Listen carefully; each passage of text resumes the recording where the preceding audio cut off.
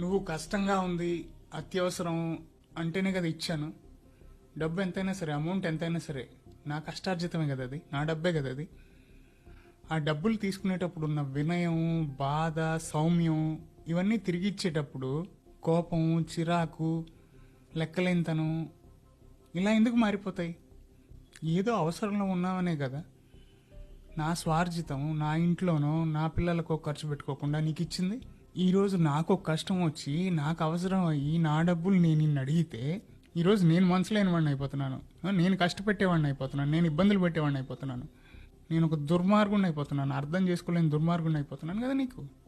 ఈ అప్పు చేబుదులు అనేటివి మనకు అత్యవసరాల నుంచి కాపాడే సంజీవిని లాంటివి. అలాంటి అప్పిచ్చేవాడు వైద్యుడు అంటారు కదా. ఈరోజు నీకు ఆ నొప్పి తగ్గిపోయింది కదా అని ఆ వైద్యుడే రాక్షసుడయ్యాడు, ఆ సంజీవినే నీకు విషమైంది కదా. ఒక పక్క